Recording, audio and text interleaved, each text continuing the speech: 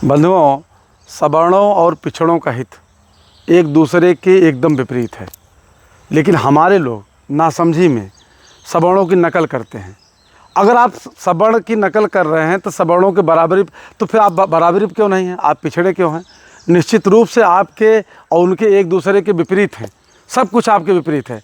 जैसे मैं आपको उदाहरण बताऊं, जैसे रामचरितमानस, ये सवर्णों के ब्राह्मणों के वर्चस्व की बात की गई है, उनका महिमा मंडन किया गया है, लेकिन हमारे भी लोग उसको जो है भाई वो अपने दिल से चिपकाए रहें, वो उसका जो है महिमा मंडन जितना कर सके करें, चूँकि उनके हित की बात, उनको सम्मान दिया गया उसमें, लेकिन हमारे लोगों का अपमान किया गया, नीचहीन सब कुछ बताया गया, फिर भी हम लोग जो है उस पर समझ नहीं पाते हैं। इसी तरह मनुस्मृति है, मनुविधान में सवर्णों को, उच्च जातियों को श्रेष्ठ घोषित किया गया है, तमाम तरह से उनका जो है उनके वर्चस्व की बात की गई है, लेकिन हमारे लोग ये नहीं समझ पाते कि उसमें तो आपको नीचहीन, यहाँ तक कि आपको पढ़ने का अधिकार नहीं, आपको ज्ञान का अधिकार नहीं, तमाम तरह से आपके ऊपर प्रतिबंध लगाए गए हैं। तो फिर हम उनका, और वही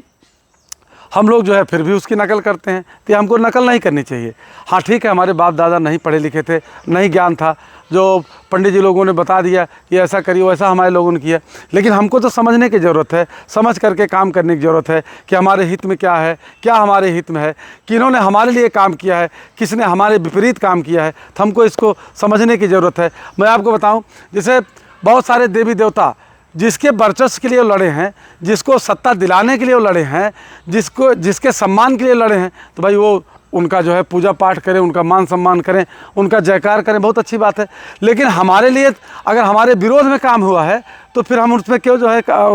उनका मान सम्मान करें? तो ये बात हमको समझने की ज़रूरत है। तमाम जो है इस समय जो खुद को संत कहते हैं, जगत गुरु कहते हैं, हालांकि संत के लक्षण उसमें उनके न है नहीं, क्योंकि संत जो होता है वो सर्व कल्याण की बात करता है, पूरी दुनिया में बिना राग द्वेष की बात करता है। लेकिन ये सवर्ण मानसिकता के लोग,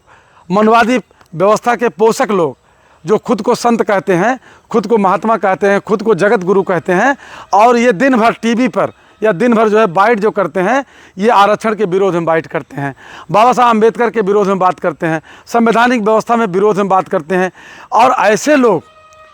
निश्चित रूप से हमारे सबसे पक्के विरोधी हैं, और हमारे विरोध में काम करने वालों को हमको मान सम्मान, उनका प्रवचन, उनको दान दक्षिणा नहीं करना चाहिए। ये बात हमको समझने की ज़रूरत है। हमारे लिए जो अवसर